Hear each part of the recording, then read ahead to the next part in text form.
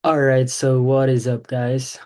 So, this is the introduction of our free full trading course, and it's in the Tagalog language. Okay, so magtatagalog na tayo. Okay, so introduction to trading lang yung cover natin sa topic na to. Excuse me. So, disclaimer lang, okay? Disclaimer lang. This presentation is for educational purposes only and does not constitute financial or investment advice. Trading always involves risk and is not suitable for everyone. Please do your own research first and consult sa mga licensed financial advisor before making any investment decisions. So, past performance or past profits does not guarantee future results, or there's always a risk sa trading. So, una pa lang kailangan yan na mag-gets yun na may risk talaga pagdating sa trading. So guys, ano nga ba yung trading? But first, okay, familiar naman siguro kayo sa old way of trading. Like, nagbabuy and sell kayo ng asset, but sa panahon noon, you're holding literally a tangible assets. But now, okay, trading or digital trading or forex trading, you're trading price actions. Okay? So, trading is the act of buying and selling financial assets, okay? Mga currencies, stocks, commodities, and cryptocurrencies. So, mamaya, di-discuss ko kung ano yung mga yon. But basically, pinaka-easiest way to explain trading is that nagbabuy or sell ka ng assets or financial assets. And kumikita ka whether you buy or sell assets. Okay? So, ngayon naman, i-differentiate ko yung investing sa trading. Bakit? Bakit kailangan i-differentiate? Madalas kasi sa mga Filipino or mostly sa mga Filipino, ang iniisip nila or ang akala nila is investment yung trading. But in reality, there's a difference. Okay? Sa investment, long-term wealth accumulation yan. So basically, best example is that kapag bumili ka ng lupa, you need to wait 2 to 5 years bago ka mag-profit or bago tumaas yung value ng lupa na binili mo. While sa trading side, okay, short-term profit-driven yung trading. Meaning, nagpa-profit yung mga traders kada araw. Depende yan kung anong type of trader ka. But yes, nagpa-profit araw-araw yung mga traders. And pwede nilang i-withdraw or kunin agad yung profit na kinita nila kapag nag-trade sila. So, yun yung difference ng investing sa trading. So, to the next topic or next slide is type of traders. Tulad ng mga nabanggit ko kanina, kung anong klaseng trader ka, meron tayong 4 type of traders. So, meron tayong scalper. Yung mga scalper, nag-hold sila ng trades na for seconds to minutes lang. Meaning, hindi tumatagal yung trades nila ng 1 oras, 2 oras, 3 oras, and so on. Second one is day trader. Yung mga day trader naman, nag-hold sila ng trades nila for minutes to hours. But hindi nag-overnight yon or hindi aabot kinabukasan or the next day yung trade nila. Meaning, inside that day or sa 24 hours lang magtatagal yung trade nila. Hindi lalagpas ng 24 hours. Third one is the swing trader. Okay, yung mga swing trader naman, sila yung nag-hold ng trades for multiple days to week. And the last one is position trader. Nag-hold to ng trades or nag-hold sila ng trades for weeks to months or even a year. So basically, if low capital ka, let's say yung capital mo lang for trading is $50, $100, $200, $300, $400, $500. Hindi ka pasok sa swing trade or position trade. Okay? For low capital traders, mostly scalper or day trader yung mga yan. Kasi low capital sila. Meaning, hindi kaya ng capital nila mag-hold ng matagal na trades like swing trade or position trade. So, if yung capital mo inside $50 to maybe $500, pasok ka sa scalper or day trader. Meaning, kaya mong maging scalper or kaya mong maging day trader. But, you can't be swing trader or position trader because low capital ka. Swing trader and position trader are for large capitals na. Yung mga taong may malalaking capital like 1,000 USD, 2,000 USD, 3,000, 4,000, 5,000, and so on. So, yung mga tao na yon or yung mga trader na yon, sila yung may kakayahan para makapag-hold ng trades ng matagal or makapag-swing trade or position trade. So, to summarize that up, okay, scalper and day trader pag small capital. Swing trader or position trader kapag big capital na, kapag investors ka na, or pinakamadaling salita, may malaking capital ka para mag-trade and kaya mo mag-hold ng position or trade in a long period of time. Next slide, okay? Masyadong professional eh. Di ako sanay. But yeah, so basically, sabi ko kanina, like I said earlier, madami kayong pwedeng i-trade na assets. So, sa lahat. Not totally lahat. Okay, examples lang itong mga to. So, meron tayong Forex. Okay, ano ba yung Forex or Forex currencies or foreign exchange? Ito yung currency pairs ng country or currency ng iba't ibang country. So, basically, sa Forex, pwede kayong mag-trade 24 hours, 5 days a week. Walang Saturday and Sunday kasi close yung market. Okay? Ng Saturday, Sunday. Example for Forex are Euro USD, GBP JPY, GBP USD, and ZD USD. So anything na currency ng isang bansa, pwedeng i-trade against sa ibang currency inside Forex. Next one is indices or stocks. Tinatawag nilang stocks. So, example ng mga to is the Nasdaq 100, S&P 500, Tesla, Apple, Google, Amazon, or whatsoever. Basta stocks, okay? So, pwede kayong mag-trade 24 hours and 5 days a week. So, wala rin Saturday and Sunday. Third one is crypto or also known as cryptocurrencies. So, ito medyo iba lang siya ng konti, but these are the digital currencies, yung mga naririnig nyo na Bitcoin, Ethereum, XRP, okay? So, sa crypto or cryptocurrency or crypto trading, pwede siya i-trade 24 hours, 7 days a week. Meaning, open yung market ng crypto ng 7 days a week. Open siya ng Saturday, Sunday, not unlike Forex, indices, and commodities. So, the last one is the commodities.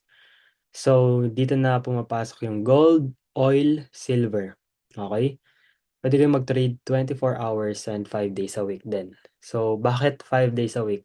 Sinusundan natin yung bank times, guys, pagdating sa Forex, indices, and commodities. Kapag sarado yung bank, sarado yung market sa Forex, indices, and commodities. So, kapag sarado yung bank na Saturday and Sunday, sarado din yung Forex market, indices, or stock market, and commodity market.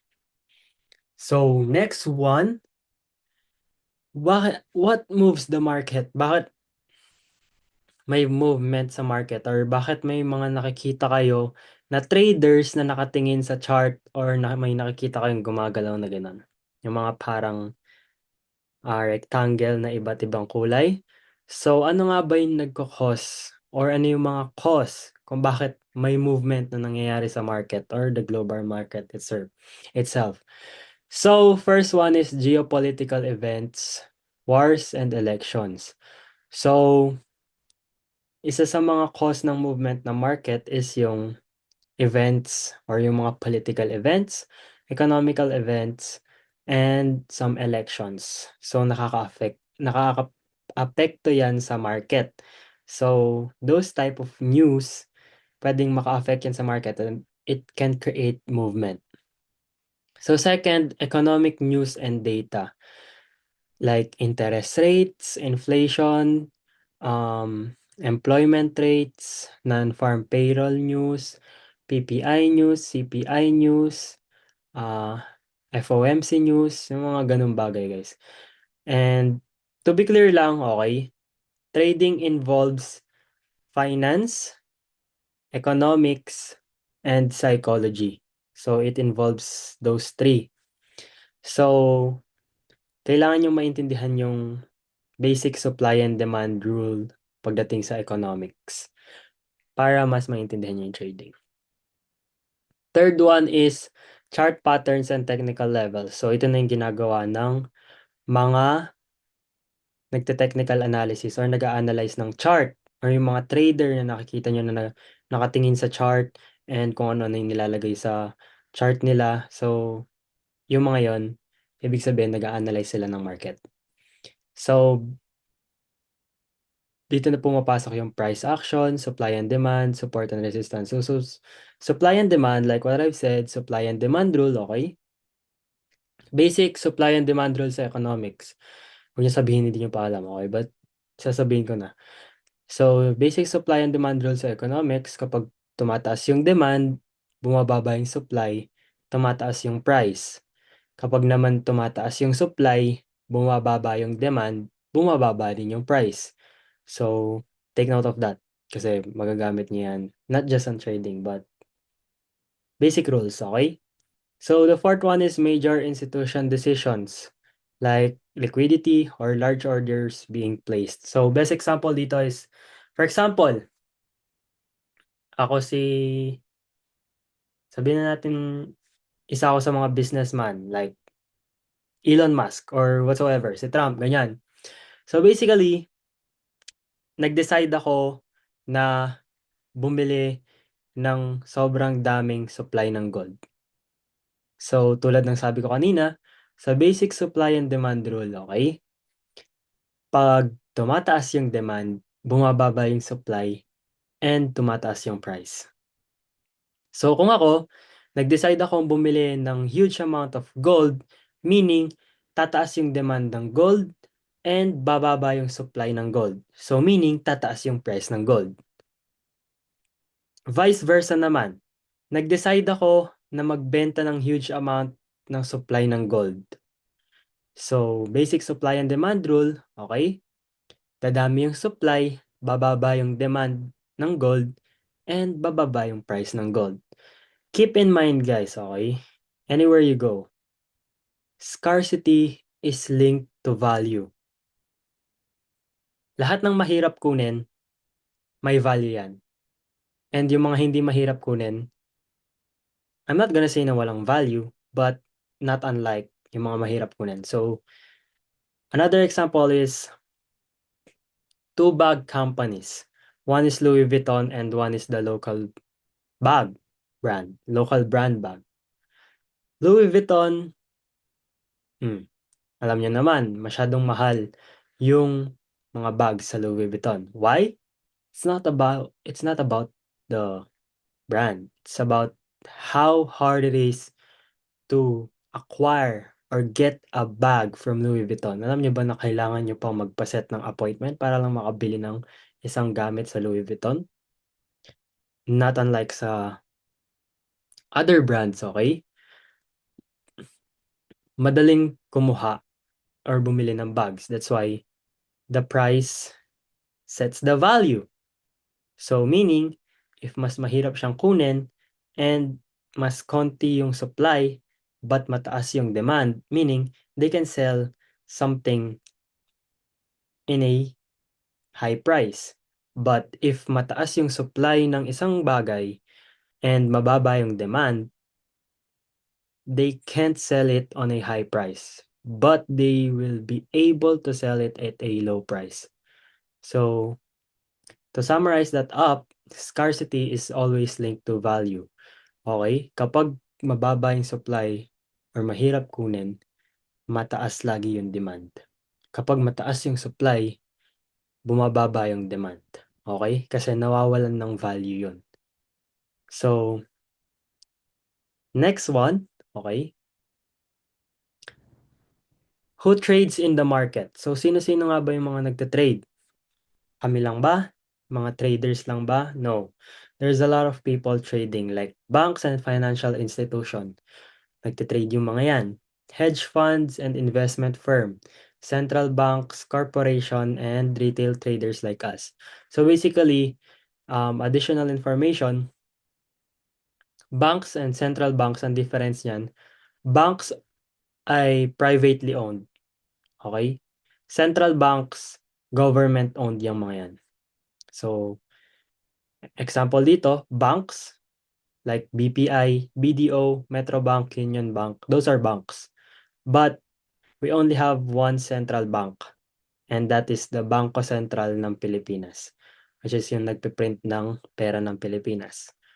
And then corporations like big companies, big businesses, big institutions, those people also trade their money in the global market. And the last one is the retail traders like us. We call ourselves, okay, tawag namin sa sarili namin, retail traders.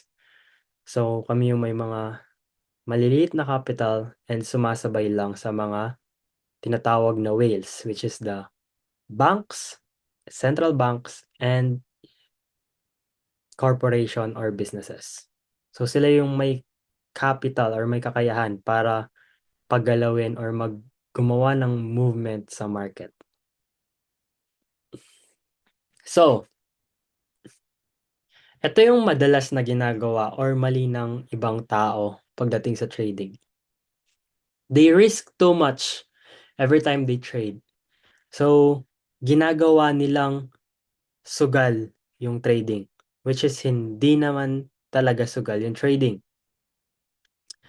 Ang recommended risk lang every time you trade is that 1 to 2% ng capital nyo, yun lang dapat yung nire-risk nyo per trade.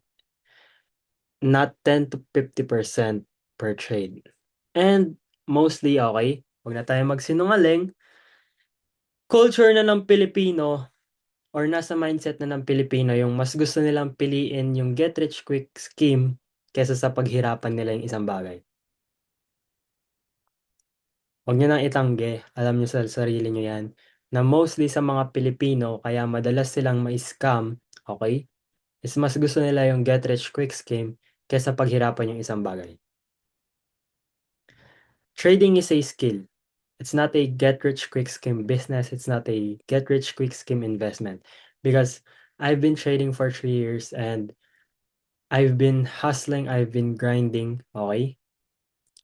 And wala pa akong na-encounter na get rich quick scheme or get rich quick na business or get rich quick na investment.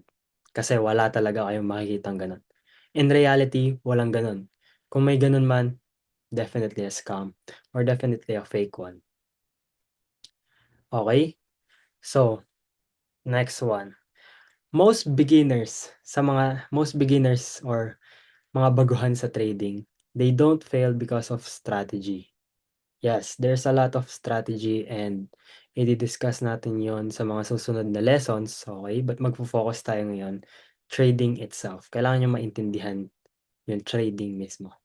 And bakit maraming tao yung nagfe-fail or nahihirapan pagdating sa trading? They fail because of behavior and decisions. It's not about the strategy.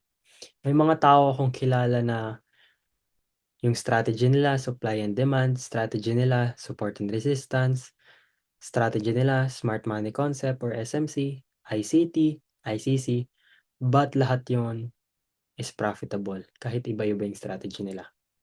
So ano pinagkaiba? Maraming strategy when it comes to trading. But lahat ng strategy nag-work. You just need to find the right strategy for you. Kung ano yung mag-work sa'yo, yun yung gamitin mo. Okay? So, if yung isa kong kilala na magaling sa SMC, nag-try siya ng ICT, anong sa tingin niyo mangyayari? Eh di hindi mag-work sa kanya kasi yung nag-work sa kanya is yung SMC. So basically, you just need to find the right strategy that will work for you. Okay? So, paano yun? Kung nag-work lahat ng strategy sa trading, bakit may iba na unprofitable trader? And bakit yung iba profitable trader? It's because of their behavior and sa mga decisions na ginagawa nila. Meron akong kilala na ang gamit niyang strategy is support and resistance and profitable siya. Meron din akong kilala na ginagamit niya yung support and resistance strategy but unprofitable siya. It's not because of the strategy. It's because of their behavior and decisions. Like what I said earlier, trading is a skill. You need discipline and consistency when it comes to trading. Hindi pwede yung aasa lang kayo sa swerte. Kasi kapag ginawa niyo yun, automatically, okay, ginagawa niyo ng sugal yung trading.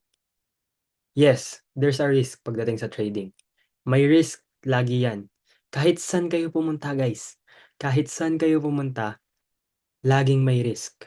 Yung pag-aaral, may risk din. Paano ko nasabi may risk yung pag-aaral?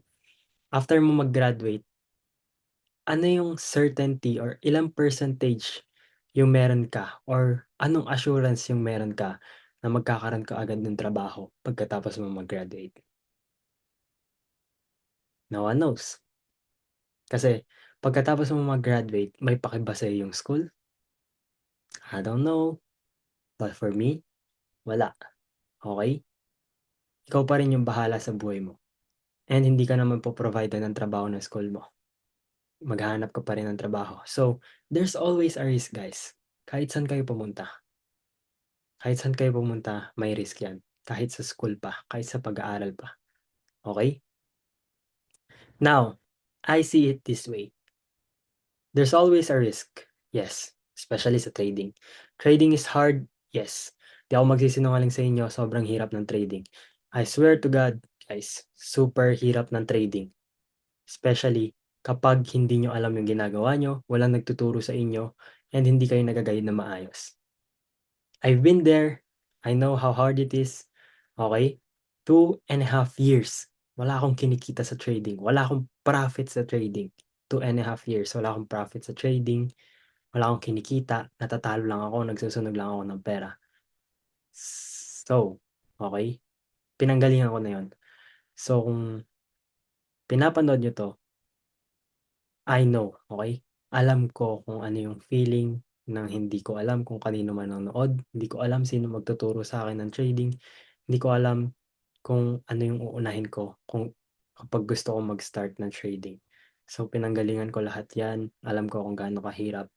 That's why I'm doing this, okay? Kaya ginagawa ko to kasi alam ko yung feeling kapag beginner ka sa trading and walang nagtuturo sa'yo, walang nag-guide sa'yo. Super hirap. Mahirap? Yes. But it is not impossible. I'm a walking proof na it's not impossible, okay? Even though I've failed so many times, I've burnt account so many times, sobrang dami ko sinayang na pera, I still didn't quit. And that's when I know, okay, dun ko nalaman, dun ko na-realize na mahirap yung trading, but hindi siya imposibleng matutunan. Trading is a high income skill. Once na master nyo siya, tuloy-tuloy na yung pera sa inyo, guys. I swear. And when it comes to risk, okay?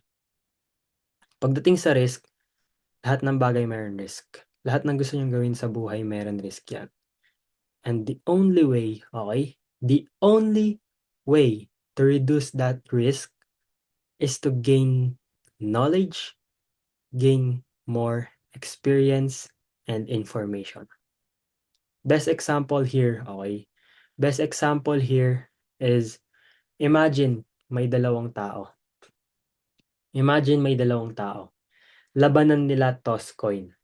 Yung isa may knowledge when it comes to physics. Yung isa wala. Yung maghahagis ng coin yung may alam sa physics. Ano nga ba yung physics? May alam ka pagdating sa velocity, sa speed, sa height, sa force, lahat. So, if ikaw yung magtotoss ng coin, hindi ba advantage sa'yo yung pagtotoss ng coin kasi may idea ka sa physics?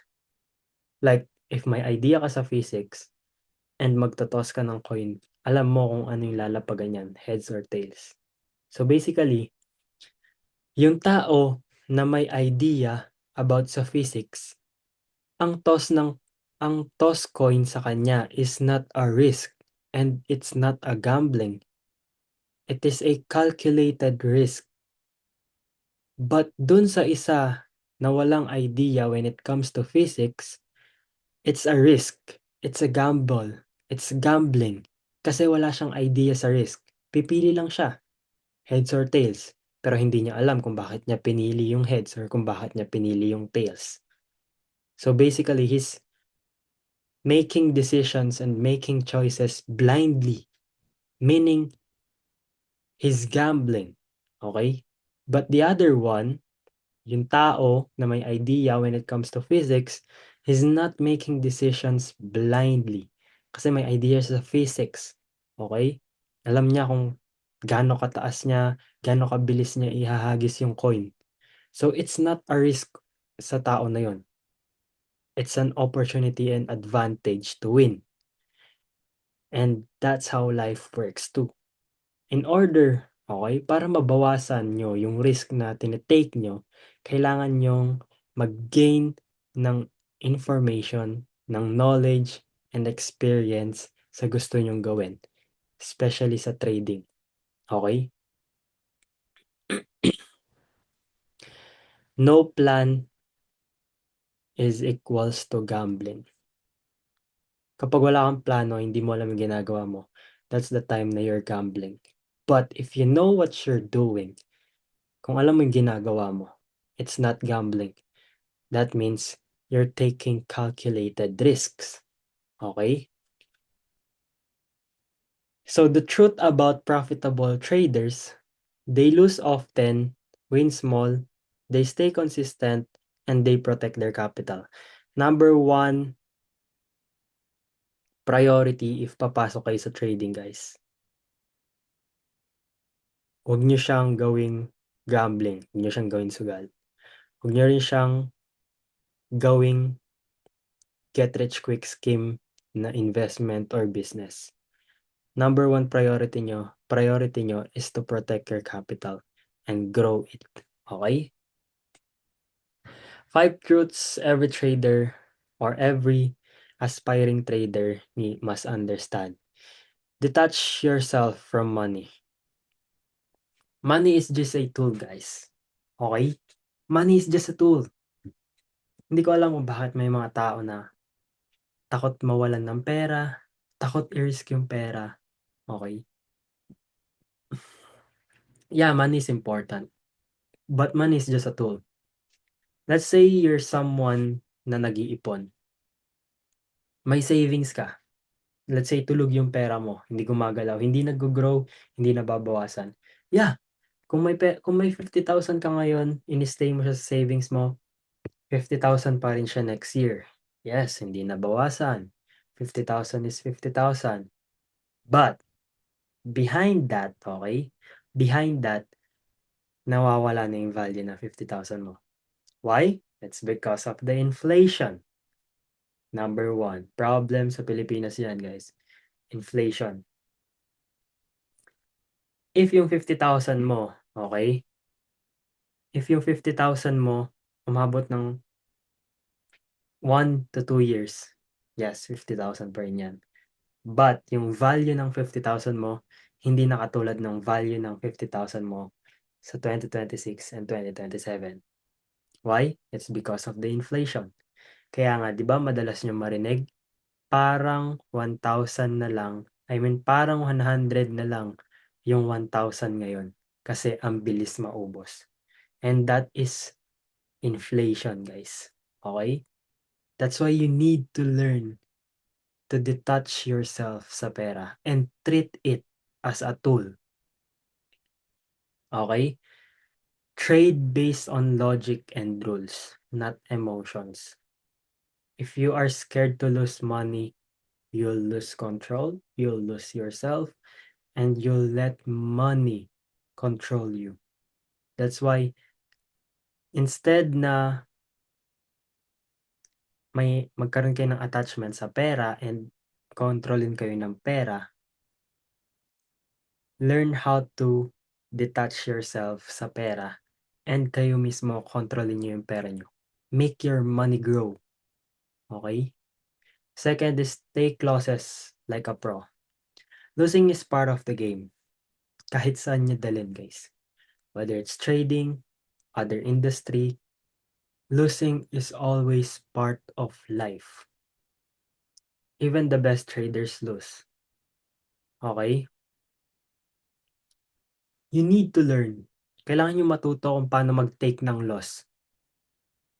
Because it's part of your life. It's part of the game. Wala pa akong nakitang tao or winner na hindi natalo sa first try nila. Lahat ng kilala kong winner, natalo yan before. Hindi lang sila nag-quit. I have a saying sa sarili ko, okay? I have a saying sa sarili ko na, if you are not willing to lose, you don't deserve to win. Every winner, okay? Every winner in this life, they have a losing phase sa buhay nila. Before the winning phase or before the winning season ng life nila, they all have the losing phase, they all have the losing season sa buhay nila. And laging nauuna yung losing season before the winning season. Why? Because those losing season will give you the wisdom. Yun yung magbibigay ng wisdom sa inyo para malaman nyo kung paano i-value yung mga bagay na makukuha nyo kapag nag-start na kayong manalo sa buhay. Those losing season will give you the value or the wisdom to learn how to value the things that you will get once you start winning. So, it goes both ways. May lesson kayo na makukuha sa losing season, may lesson kayo na makukuha sa winning season. So, might as well learn how to take losses, okay? And also learn how to take winnings. So, third one is be patient, not perfect. Familiar naman kayo sa kasabihan na practice makes perfect, okay? But that's not true. Lahat ng profitable trader, lahat ng tao, walang tao na kaya maging perfect. Lahat ng tao may flaws. Lahat ng tao may imperfections. Okay? But, there's always a room for improvement. Okay, hindi na mawawala yan. May makikita kang tao na mas much better sa'yo when it comes to trading. May mas magaling sa'yo mag-trade, mas profitable sa'yo mag-trade, mas matagal na experience when it comes to trading, yes. Hindi mawawala yung tao na ganun. Laging meron kang makikitang mas better sa'yo. But, good news, okay? Good news, there's always room for improvement and you can be much better. You can't be perfect, okay? You can't be perfect. But you can always improve and become much better. So be patient sa progress nyo. Be patient sa journey nyo. May kanya-kanya tayong journey, may kanya-kanya tayong progress. Lahat ng tao may kanya-kanyang learning curve. May tao na mabagal matuto, may tao na mabilis matuto. So be patient sa progress nyo. Be patient sa journey nyo. Be patient sa sarili nyo. Huwag nyo subukan maging perfect. Put one foot forward at a time and stay consistent. One foot forward at a time, one foot forward at a time, one foot forward at a time. Huwag niyong madaliin yung progress nyo. Like I said, guys, 2.5 years bago ako magkaroon ng profit sa trading. So, 2.5 years, I was just losing and losing money. Kapag beginner ka pa lang or aspiring trader ka pa lang, expect mo na matatalo ka, expect mo na matatalo yung pera mo, expect mo na may disappointments na mangyayari or mafe-feel mo na down ka, may mga obstacle ka, may mga problema kang pagdadaanan. Expect mo na lahat yan. Okay? What's important is that you need to stay consistent and kailangan disiplinado ka and kailangan tuloy-tuloy ka pa rin regardless of what happens. Number 4, trade with a plan. Like what I've said kanina, no plan equals gambling. Okay? No plan equals gambling. Always do something with a strategic plan. Do something with a logical thinking. Make decisions with logic. Make choices with logic. I always tell this to people. Alalahanin mo yung mga times na gumawa ka ng desisyon based sa emotions mo. And ano yung naging result. I guarantee you, wala kang masasabi sa sarili mo na magandang naging result. Lahat based if yung mga decisions na ginawa mo is based sa emotions mo. Walang magandang results and yung mga results na yan hindi nakatulong sa'yo. So basically, you need to learn how to make decisions based off your logical thinking, based off your plan, not based off your emotions. So lastly, keep your emotions in check. Don't chase losses, don't overtrade, don't jump in out of a boredom. Avoid greediness, avoid fear, and avoid impatience. Yung edge nyo, guys, is yung disiplina nyo, hindi yung emotions nyo. Yun yung edge nyo. So, always keep that in mind. So, going back to the basics. Yung basics is crucial yan sa trading. Yan yung magkikeep sa inyo. The basics will keep you grounded, guys. And the basics is what truly matters.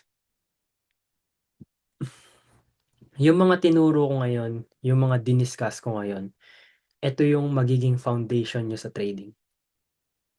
Not the advanced, not the intermediate information, not the intermediate knowledge, not the advanced knowledge. It's the basics. Kaya nga sa school, di ba? Meron practical exam and meron written exam. Kung sa tingin nyo, guys, kung written exam lang lahat yon, yung mga nurse ba matututong mag-injection yung mga yan? Hindi, di ba? So basically, after you watch this video, pagkatapos yung panoorin to, make sure na i-apply nyo rin yung mga natutunan nyo. Sabi ko kanina, to reduce the risk in what you're doing, you need to gain more experience, you need to gain more knowledge, and you need to gain more information. But hindi pa dun natatapos yon. Hindi pa dun natatapos yon. After you gain information, after you gain knowledge, kailangan nyong i-apply yung natutunan nyo sa sarili nyo. Kasi kapag hindi nyo in-apply yan, walang magbago. Hindi nyo makukuha yung pagbabago na gusto nyo. Okay, let's say, pinanood nyo tong video na to. Yes, may natutunan kayo. All hyped up kayo. Ang dami nyong natutunan. Ano after nyo gagawin? Matutulog kayo. Tas kinabukasan, ano? Wala na. Nakalimutan nyo na yung natutunan nyo. Nakalimutan nyo na yung mga tinuro ko. That's why, gawin yung habit. Gawin yung habit na after nyong may matutunan, after nyong mag-gain ng knowledge, after nyong mag-gain ng information, i-apply nyo agad sa sarili nyo. Because it takes repetitions for something to become a habit. Okay? Bago maging habit nyo yung isang bagay, kailangan ng madaming repetitions yan. Same with knowledge. Walang silbi yung knowledge na nag-gain nyo. Walang silbi yung information na nag-gain nyo kung hindi nyo i-apply yan sa buhay nyo. Nandyan lang yan sa utak nyo. Hindi aalis yan dyan. Walang magbabago, but nandyan yan sa utak nyo. Mag-i-start lang yung pagbabago, guys, kapag in-apply nyo na sa sarili nyo yung mga natutunan nyo, yung mga nagigain nyo na experience and knowledge and information. Doon nyo lang makikita yung pagbabago once you start applying the things that you're learning. Kapag ina-apply nyo na sa sarili nyo yung mga natututunan nyo. So, I just want to end up with this. No matter how advanced your strategy gets, mastering the basic is what builds long-term success and consistency. So keep that in mind that the basics, okay, yung basics, yun yung foundation nyo sa isang bagay. Lagi, kahit saan. Kahit mga nurse, okay? Sa mga nursing, kung hindi nyo alam yung basic anatomy, tapos pinahawakan agad kayo ng injection, sa tingin nyo may confidence kayo para mag-inject ng tao? Hindi, di ba? Kasi baka magkamali kayo. That's the reason there's a practical exam. Tinuturuan kayo kung paano yung right way of injecting someone. Same thing with trading, guys, okay? Kahit sa nyo dalhin, guys. Basics is the foundation.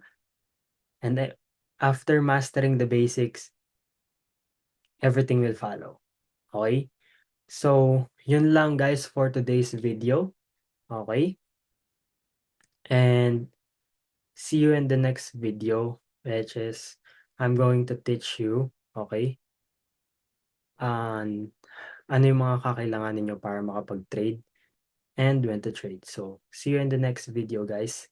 Peace out.